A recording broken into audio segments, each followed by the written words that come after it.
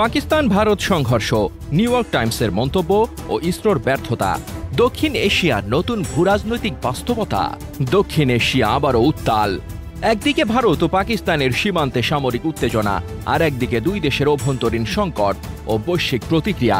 সম্প্রতি পাকিস্তান সেনাবাহিনীর অপারেশন বুনিয়ান ও মারসুস নিয়ে যুক্তরাষ্ট্রের প্রভাবশালী সংবাদ মাধ্যম দ্য নিউ ইয়র্ক টাইমস যে মন্তব্য করেছে তা শুধু ইসলামাবাদের জন্যই নয়, গোটা অঞ্চলের কৌশলগত বাস্তবতার জন্য এক গুরুত্বপূর্ণ বার্তা বহন করে।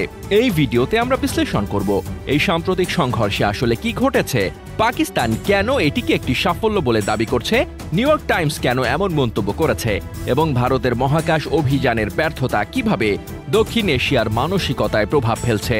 সাম্প্রতিক সপ্তাহগুলোতে কাশ্মীর সীমান্তে ভারত ও পাকিস্তানের মধ্যে তীব্র গোলাগুলি ও পাল্টাপাল্টি অভিযানের ঘটনা ঘটে।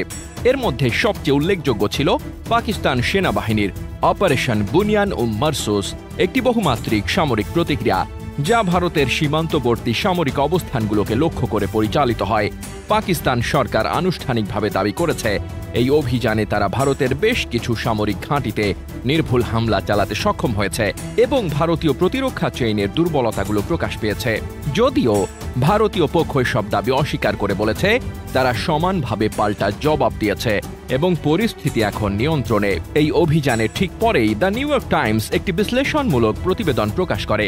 সেখানে বলা হয়, অপারেশন বুনিয়ান ও মারসুস শুধু একটি সামরিক প্রতিক্রিয়া নয়, এটি পাকিস্তানের জাতীয় মনোবলের পুনর্জাগরণও। এই বক্তব্য বিশেষ গুরুত্ব বহন করে। প্রতিবেদনে সেনাপ্রধান জেনারেল আসিম মনিরকে জাতীয় রক্ষক বলে আখ্যায়িত করা হয়েছে।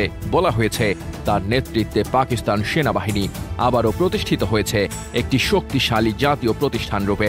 বিশেষত দেশের অভ্যন্তরীণ রাজনৈতিক ও অর্থনৈতিক সংকটের সময়ে এমন একটি সামরিক সাফল্য জাতীয় আত্মবিশ্বাস ফিরিয়েছে।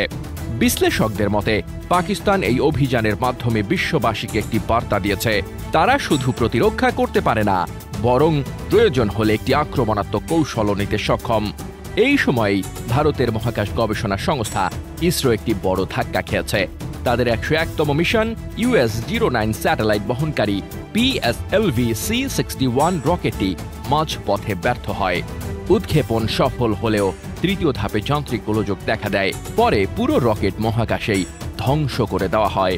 ইসরোর প্রধান ভি নারায়ণন সংবাদ সম্মেলনে এই ব্যর্থতা স্বীকার করে নেন এবং বলেন, এটি আমাদের শেখার একটি সুযোগ। এই ব্যর্থতার সময় এবং পাকিস্তানের সামরিক সাফল্যের মধ্যে কাকতালীয় হলেও অনেক বিশ্লেষক বলছেন এটি দক্ষিণ এশিয়ার মনস্তাত্ত্বিক ভারসাম্যে একটি পরিবর্তন আনার ইঙ্গিত বহন করতে পারে। নিউ ইয়র্ক টাইমসের মতো আন্তর্জাতিক সংবাদ মাধ্যমে এই বার্তাকে তুলে ধরেছে।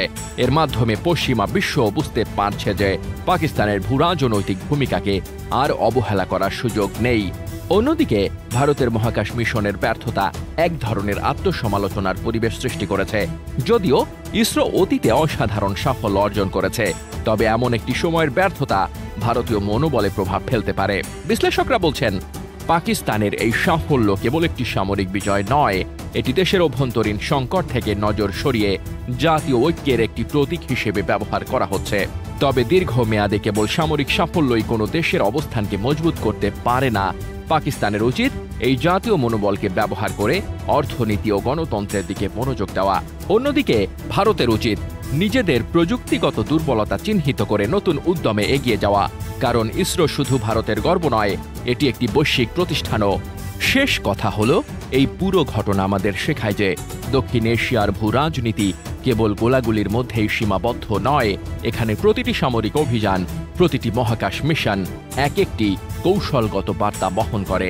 পাকিস্তান হয়তো এবার একটি মনস্তাত্ত্বিক জয় পেয়েছে, তবে এই অঞ্চলের স্থায়ী শান্তি ও সমৃদ্ধির জন্য দরকার পারস্পরিক বোঝাপড়া, প্রযুক্তিতে বিনিয়োগ ও রাজনৈতিক স্থিতিশীলতা। আমাদের ভিডিওগুলো যদি ভালো লেগে থাকে তাহলে নতুন নতুন ভিডিও পেতে ইউটিউব চ্যানেলটি সাবস্ক্রাইব করুন, ফেসবুক পেজে লাইক দিন এবং টিকটকে আমাদের ফলো করে পাশে থাকুন। আপনার মূল্যবান সময় দেওয়ার জন্য ধন্যবাদ।